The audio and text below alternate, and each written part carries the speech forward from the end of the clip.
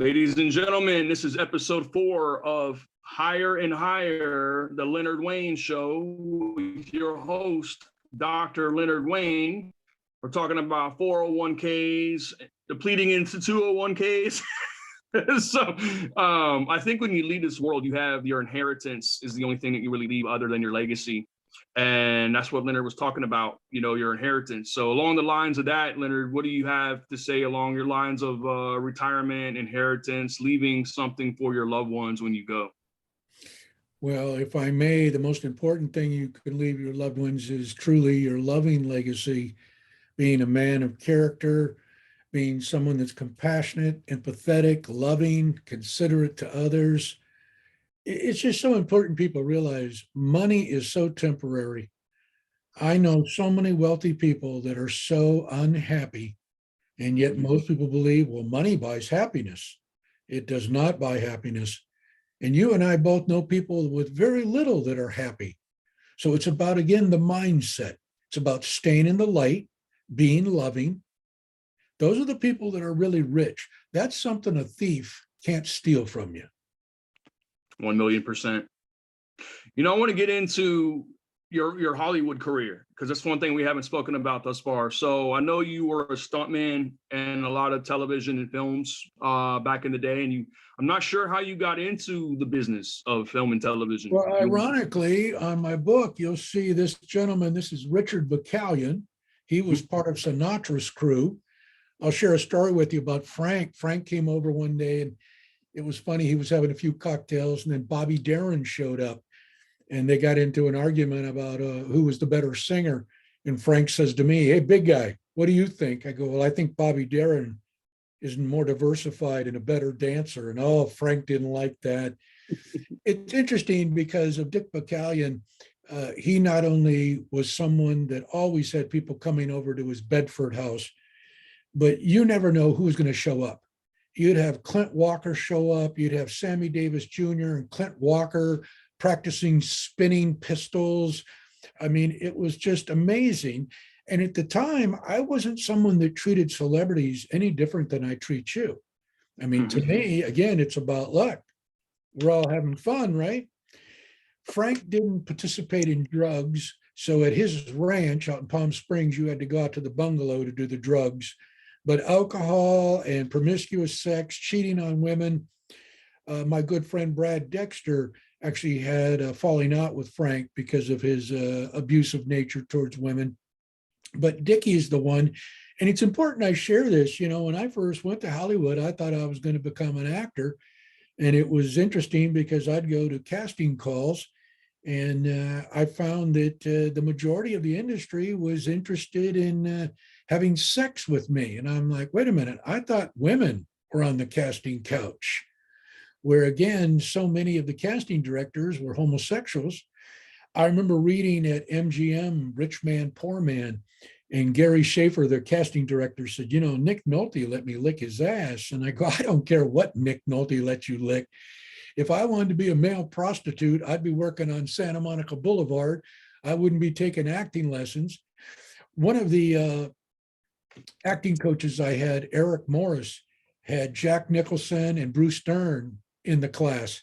And it was so funny because Dickie had just finished Chinatown, a movie I'm sure a lot of the listeners are familiar. Dickie's the one who shoots Faye Dunaway as she's driving away. Dickie was always friends with Jack. Jack was very loyal to people that ran in his crew. Same with Sinatra. It's funny, I'll share a story with the listeners. Dick's first film with Sinatra was a film called Robin and the Seven Hoods. And it was interesting. I think Dick had 11 lines. And Frank was taking Dickie out. And they were partying a lot. And they showed up on the set. And the director was complaining about, we're behind. And Frank says, I'm just going to start ripping pages out of the script until we get caught up. Now, remember, everyone is silent. Now, Dick Bacallion, who's got 11 lines, says, Frank, you can cut my role if you have to. And everyone cracked up. And Frank says to him, you're in my next 3 films. None But the Brave, filmed in Kauai with Clint Walker, Von Ryan's Express, Europe. So it was just amazing how he now became part of the Rat Pack. And I know for a fact that that really helped Dickie's career. Dickie is someone that a lot of people recognize his face. The only starring role he had was in a low budget film, but he was always someone that was helping actors, and he got a lot of actors or Screen Actors Guild card. Robert Conrad, who got Wild Wild West, Baba Black Sheep.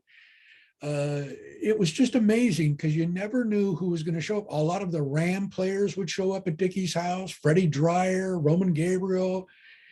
But he reminded me, and in my book, you're going to read, my agent, Sid Craig, was trying to tell me that if I was more willing to participate in the casting director's desires, I would be very successful in Hollywood because I was a handsome, good-looking, blonde, blue-eyed guy.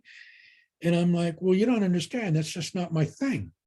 So I remember he sent me to the casting director at MGM's house and told me there was a party. Well, when I showed up, I was the only one there. So I said, look, this is going to get violent. You better just wake up. So I went home, and the next day, Sid called me and he said, you know, you're really not that good of an actor. I go, well, then why are you representing me? Well, I just want you to know. I go, you know what, Sid, maybe you're not the right agent for me. Now you're going to have to visualize this, especially the listeners. I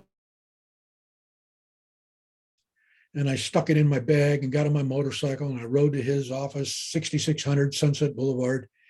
I went up to his office and I closed the door, and I pulled the 45 out and I pulled the receiver back, and I said, Sid, before I blow your brains out, is there anything you want to say to your maker? Now you could literally smell he had shit his pants. He was in that much fear, and he's looking literally in tears. So I look at him and I take the magazine out and I go, Sid, I was just acting. Apparently I am a pretty good actor. You believed I was going to blow your head off. Oh my gosh. So when I told Bacallion about it, he's like, maybe you should get into stunts. So that's when I met James Garner, because Dickie had just done a Rockford Files.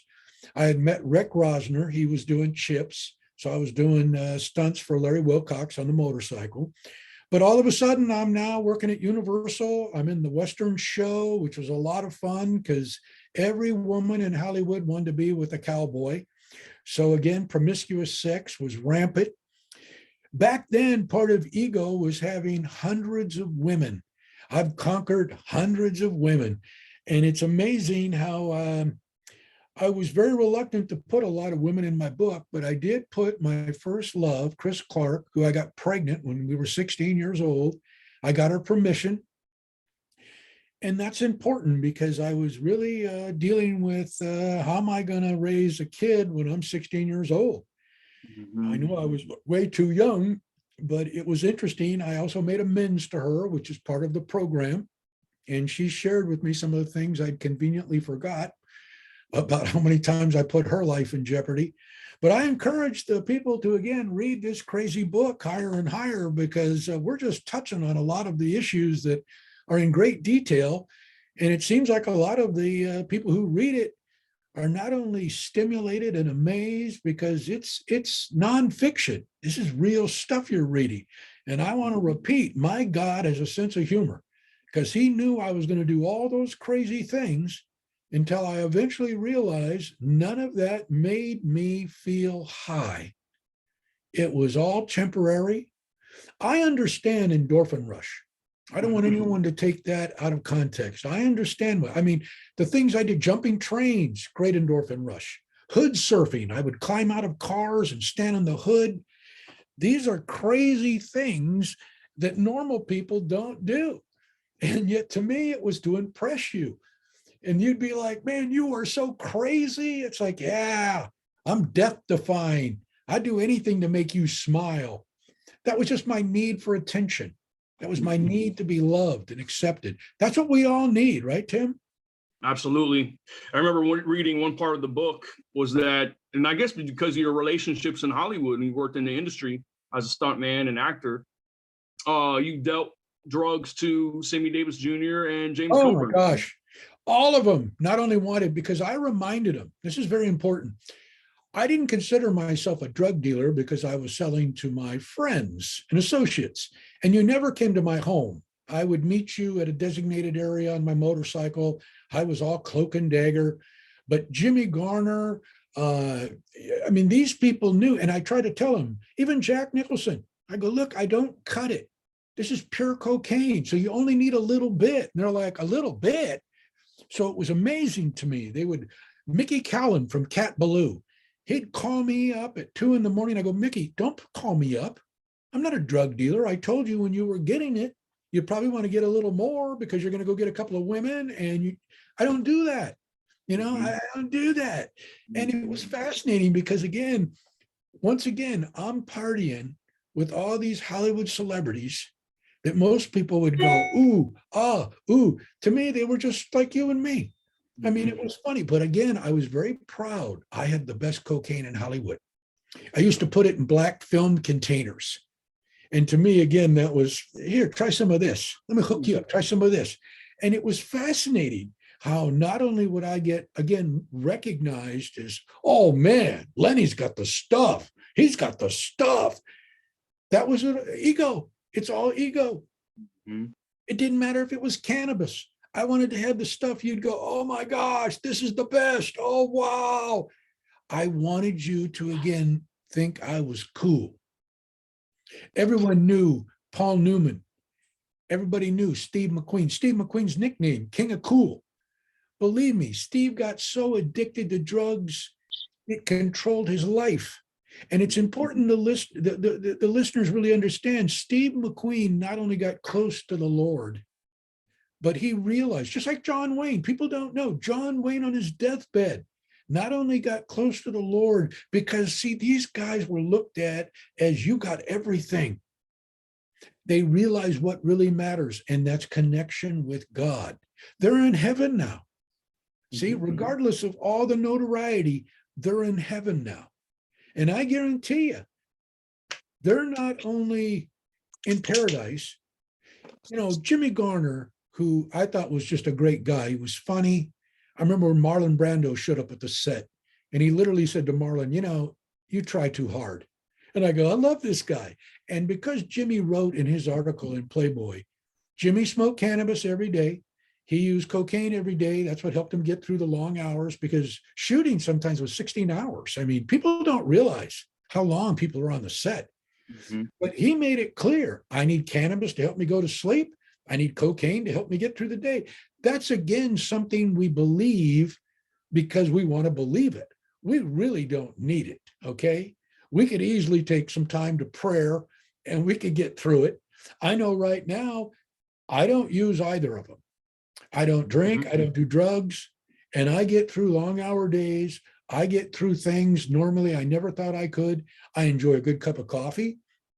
I enjoy watching NCIS, and it's funny how Mark Harmon, I did a role with him in a film called 240 Robert. I don't know if you remember that series, but it was Rick Rosner's project. And it was so funny because, again, he drinks coffee now all the time. I'm like, I drink my coffee. I enjoy my Gibbs coffee, but I'm telling you, I know for me, I am passionate about helping people beat the devil, and that's my high. When I'm able to help somebody, I literally feel like I'm high. It's that fulfilling. It's an endorphin rush that, again, it's hard to put into words. I just feel, again, like, you know what? I help someone beat the devil. So how did you quit using drugs? Like, what was that process? Boy, it was October 15th, 2009. I got on my knees. I didn't go to detox. I didn't go to a fancy treatment center. And I asked my God, would you please remove the obsession? I want to back up to October 14th, what happened the day before. I was with a very wealthy guy, owns trash companies. A lot of people know trash companies are in the mob. And he had taken me to a hockey game, and it was the Anaheim Ducks. And I always brought not one flask, 2 flasks, because I was a Boy Scout, I didn't want to run out. And it was so funny. He looks at me and he says, "Do you think you have a problem with alcohol?" I go, "What does that mean?" "What does that mean?" What are you taking my inventory?" He goes, "I'm just curious." I go, now, unbeknownst to me, he'd stopped drinking himself. So I took that as a challenge. And to me, I'm like, you know what? I'm going to see if I can go a week without drinking. Well, This October, it'll be 13 years. So once again, I tell the listeners, you don't need to hire me to do an intervention. You don't need me to tell you what higher power to turn to. But I'm telling you, I didn't go to detox. I didn't go to a treatment center. I got on my knees. And to this day, when I wake up and I get up early, usually about 5 a.m., I light a candle. I get on my knees. I look at the candle because it talks to me. See, I can actually see it talking to me. And I first thank him for another day to serve him boldly. So I don't pretend that I'm not proud of it. I'm proud of it. I ask him to lead, guide, and direct. That's why we're talking right now. This is what he wants me to do today. I ask him to forgive my sins because every day I fall short. Christians aren't perfect people. I still see attractive women at the gym and I go, ooh, wow. See, I'm not dead. So realize I'm trying to say I'm human. Flesh is Satan's number one vehicle. Flesh. I mean, he knows our Achilles heel. I mean, and yet, let's face it, we live in a world where everything is advertised on TV. Everything goes better with liquor. Everything goes better with drugs. Everything's better if you got a fancy car and a big mansion. And yet look at the people right now. Look at what just happened. Johnny Depp. Look what was exposed on TV, how addicted he was, how miserable. The guy's a multi-millionaire. And I'm telling you, these are the type of people. I have clients that pay me $3,000 a day just to stay with them, to help them go through the first 7 days of detox, because they don't want to go to a treatment center. They want me to help them. And I try to tell them, usually after 10 days, you really don't need me. No, I want you to be here. They also want me to have the Narcan just in case. I'm like, what? But I don't just stay there because of being paid. See, when I feel, again, I've done my work there, it's like a baby eagle telling its little chicklet, it's time to fly, okay? And I remind them, you can call me, you can still have sessions and therapy. I want to remind the listeners, that's how I pay my bills. I'm a therapist. I do interventions. That's my specialty. The reason they call me the extreme interventionist is because I've disarmed people with bats, guns, knives. I have no fear. I'm not worried about dying. I think there's days we all wake up wishing sometimes we were on the other side, especially what's going on now. There's a lot of injustice. There's a lot of suffering, and it hurts. I'm going to repeat when Bob Dylan says, sometimes it's a sin to know and feel too much within because you're internalizing it. You're realizing, look at everything I'm seeing. So you have to turn the TV off. Stop watching the news. Go out and love people. Listen to the birds sing. Go out and love people. I live at the beach, so I'm able to go walk on the sand. I listen to the waves. I tell people I do therapy with, if you came to the beach, put your chair right here, you wouldn't need to pay me $190 an hour. This is my therapist right here. They look at me like, what are you trying to put yourself out of business? No, I'm just trying to tell you, this is how I do it. You don't think there's days I get up and feel like the whole world's taking a shit and I'm a set of Pampers? Think again. There's days I wake up and I realize I'm going to be 67 this November. Damn, I'm no longer 25. I mean, damn. Well, it's life. I'm still here. What's the alternative? And if I wasn't here loving right now, you and your audience, what would I be doing? Right. I'd be getting high. I'd be out raping and pillaging the innocent.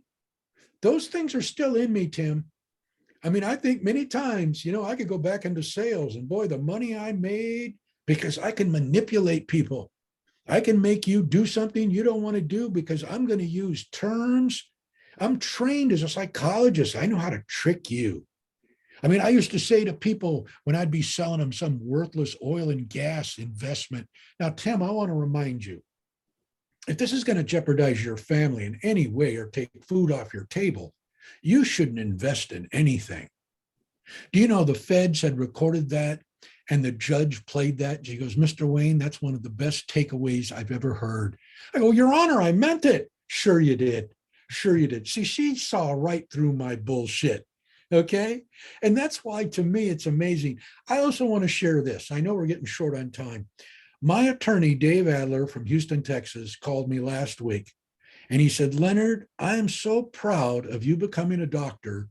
Do I have your permission to share with other inmates how you not only never went back to prison, but how you turned your whole life around, your book? I go, I'd be honored. What are you talking about? He goes, no, I'm serious. Most inmates go back to prison.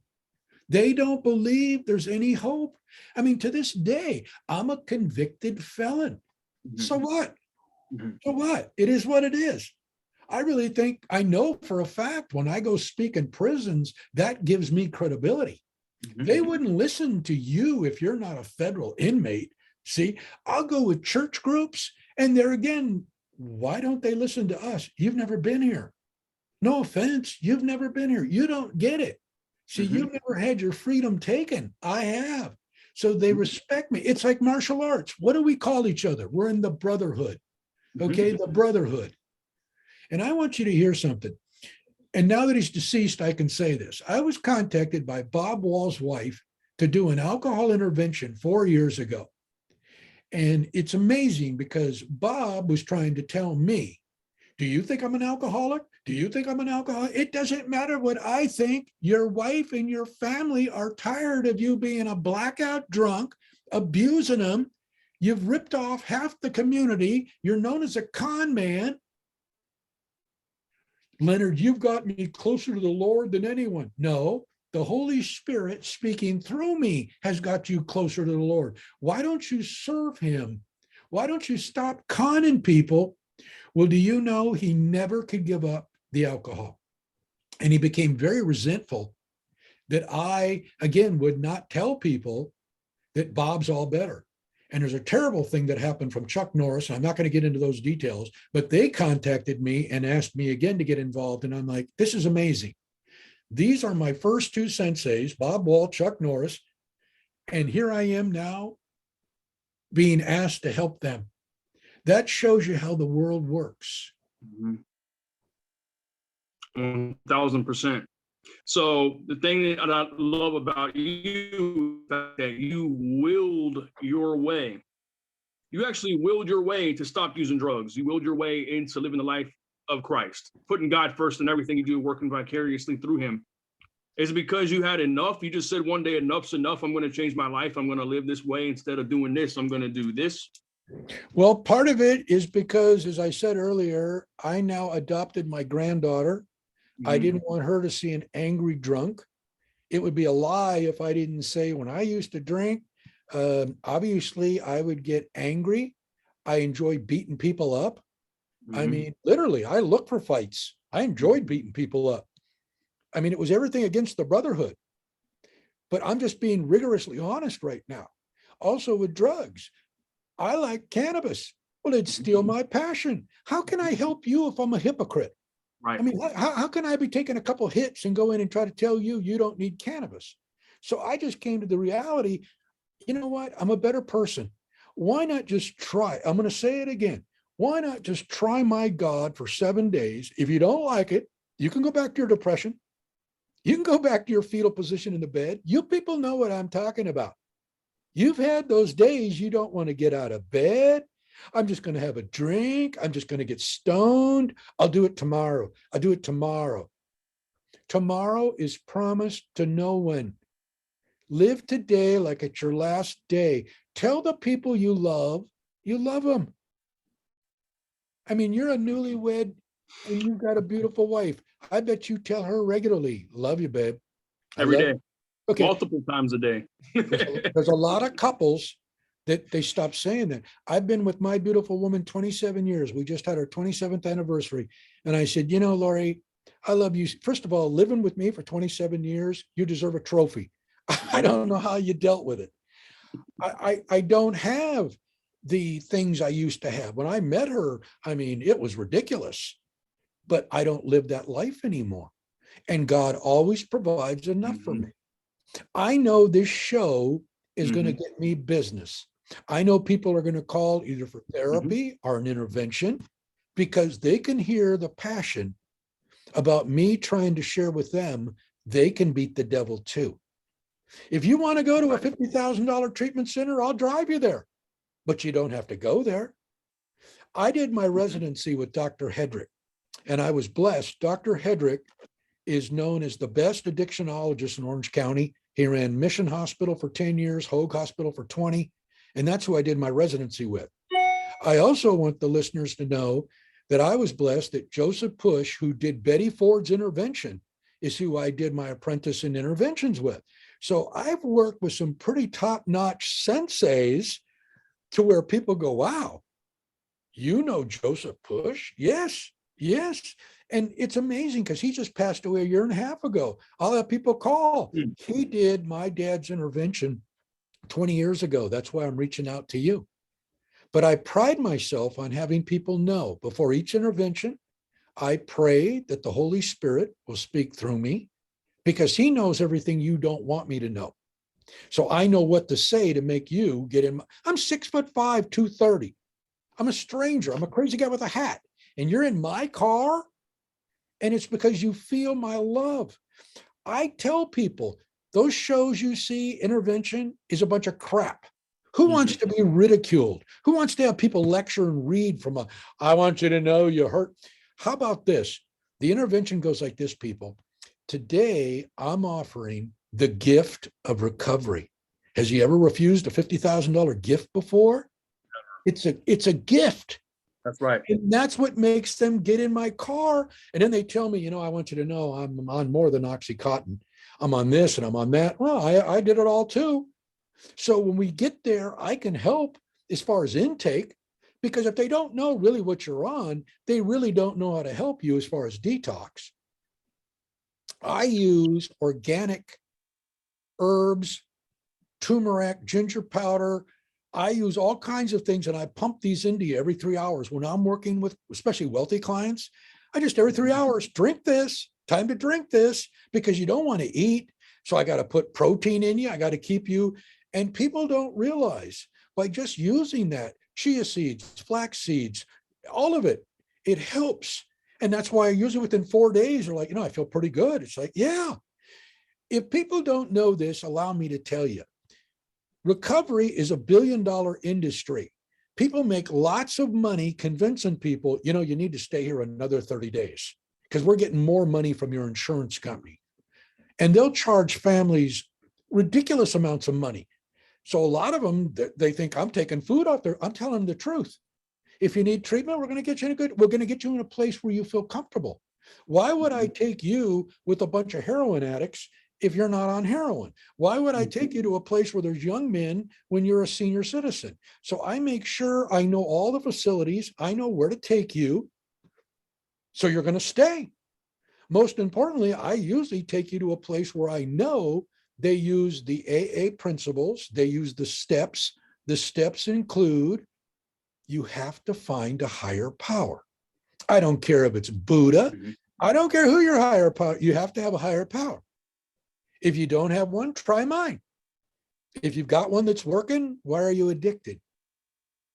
See, that's kind of the oxymoron, isn't it? If you've got one, why are you in this condition? I'm praying Johnny Depp realizes if he doesn't find a higher power, he's going to relapse. And if he's listening right now, I'd be honored to spend time with him because I guarantee you, I could help him beat the devil because of helping him realize, let's put an armband on. What's it say? The devil's a liar. Praise the Lord. Say it 3 times. Every time you start thinking of using, you don't need a drink. You can have a ginger ale with a lime in it. Nobody's going to say, you're not drinking alcohol. Nobody cares. That's the other stigma. People think, well, how am I going to socialize? I mean, alcohol gets me loose. I don't dance without alcohol. Have you ever tried it? See, it's about having, again, the ability to realize I don't need drugs and alcohol to have fun. I'm actually a better person. I'm more sensitive. I'm more empathetic. I'm a better listener. I'm not so narcissistic. Even this show, it seems like I'm talking a lot about me, but of course, this is the format. But normally I get compliments. You're a very good listener. You don't interrupt. Well, I pride myself on listening because that's usually going to tell me the best way to help you beat the devil. Mhm. And what I love about you, man, is the fact that I think God has always had his pulse on you from the beginning to now. And I remember part of the book, you weren't to collect the debt for Jimmy Hoppa and the Teamsters. And you saw a guy just appear in front of you, and all of a sudden the guy was gone. Well, I think that guy was a guardian angel, brother. And I think that. Oh, brother, if I have, I'll share that with you. I was in Vegas and Jerry Slocum was the bookie. And I was at this guy's estate and I was doing some skinny dipping in his backyard because he wasn't home when I banged on the door. And this little black frail man who was wearing what resembled to me a gardener's belt, with the clippers. Mhm. And he got on his knees and he said, "You're the chosen Messiah." I'm like, "What are you talking about? Get up, get up." He's like, "No, you're it." I'm like, "Get up, get up." All of a sudden, the gentleman appeared at the rear window that I was supposed to collect the money from.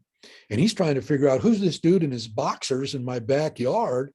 And when I turned to address him and tell him I'm here to collect money for Jerry Slocum, and you've got a funny gardener, he said, "I don't have any gardener." And when I turned, the guy was gone. It literally put chills. I had to get back to Newport Beach. I left Vegas. I had never experienced anything like that. Again, it was one of those things like, damn. But obviously, he saw something in me that I didn't see. What do you mean, Messiah, chosen one? And I write in the book, we're all the chosen one. All of us have a talent. Mhm. Your talent at what you do is God given, and you give him the praise and the credit. My talent is God given, and I give him the praise and credit. I hope the listeners realize you can tap into your talent and you can be better at it if you don't have drugs and alcohol in your body. If you can drink like a gentleman, all the power to you. I'm going to be very honest. There's days where I've got clients opening up $3,000 bottles of wine, and I can smell it, and I liked good wine. And they go, "Don't you want a glass?" You don't understand. If I have a glass of wine, I'm going to do scotch, then I'm going to do Coke, then I'm going to get a mistress. That's how it is.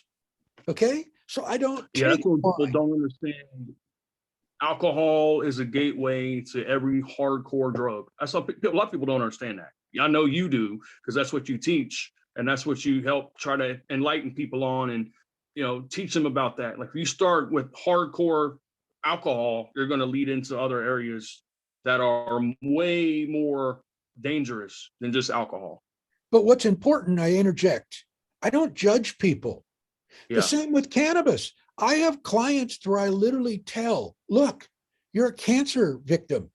If cannabis helps you with an appetite, it's prescribed to you." I don't want you to think that, again, I'm saying, "Oh, no." I not only know for a fact there are people, I would rather have you use something that's organic. Do you abuse it? Why are you using it? See, Mhm. that's the bottom line.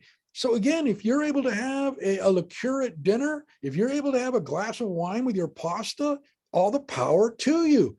I'm not somebody who does that. I don't drink no matter what. That's my motto. I don't drink no matter what. I mean, Mhm. people ask me, "Don't you ever think you're going to have?" Never. I want to be known as someone. I kept my sobriety date, October 15th, 2009. That's my sobriety date. I want to share with the listeners. In 2005, when I turned 50, I went to Maui. I always try to go on my birthday. And I always had a flask. And I'm at a sushi bar. And I used to put 151 rum on top of the sushi for a little kicker. And this particular sushi bar we're at, my woman didn't like it because there was a young child disturbing. I go, "Let's go." Well, he called the cops on us. He said, "The guy in the convertible Sebring has got a flask. So these blue lights are behind the car." I'm like, "What the hell's that? Blue lights." So of course we pull over and they go, "Where's the flask?" I go, "What? Where's the flask?" I'm like, right here." So that's where I got my first DUI. And ironically, I called one of my USC brothers, and of course, he made it disappear. But I had to go to a couple of AA meetings. And that's when I asked myself again, maybe I'm an alcoholic. I mean, both my grandfathers were. A lot of people don't realize that, Tim. There is a gene in your body. And if you are from an alcoholic family and you start drinking, chances are you're going to become an alcoholic. Mhm. And there's a lot of people who debate that. I'm telling you, it's very real. That's why for my mom to come from a home to where her mother left because Tommy Thompson was an alcoholic and she never was around alcohol. But for her to become an RN nurse, start making money, now she's going to start living a better life. I'm going to start drinking Kendall Jackson. And ironically, where was her first residency? It was for the athletes out in Corona dealing with drug addiction. And that's when she got introduced to diazepam, also called Valium. Well, if you mix alcohol with Valium, it has a whole different type of high. I used to enjoy it, to be honest with you. I'd take a Valium with a Heineken. It was like, wow, this is nice. But I was running from reality. I don't need to take a Heineken and a Valium. I can get on my knees and pray anytime I feel I'm under pressure. I can pray when I'm in traffic. I have a rubber hand squeezer. I have things around me that give me comfort. Most importantly, I'm not ashamed to tell people how I beat the devil. And that's by loving and forgiving. Forgive them, for they know not what they do. So no matter what you've been subjected to, Buddha had a famous line. He says, a man with anger is like a man holding hot coal he's going to throw at his enemy. Who's getting burnt? You're the one holding the hot coal. So throw it away. Right. Forgive them.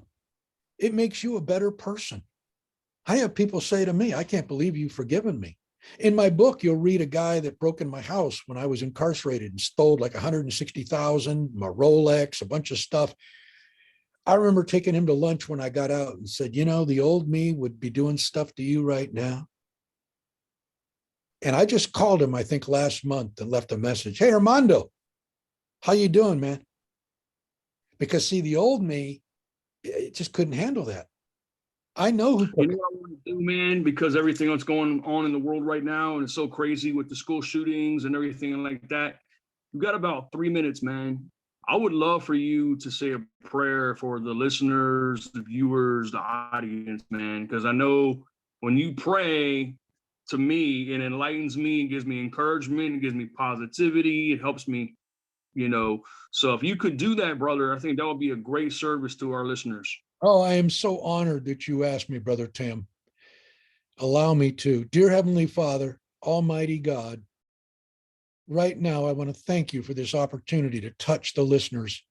I pray that whoever out there is struggling, heard this message, heard my passion, and reach out to me. They pick up the phone and call. Allow me to pray with them. Continue to bless Tim and his beautiful wife and all his new endeavors. Use us boldly, Lord. Take us into areas to touch people that are untouchable. We give you all the praise and all the thanks in advance for the miracles we get to witness because we have the courage to serve you, Jesus, who died on the cross for us so we can be promised eternity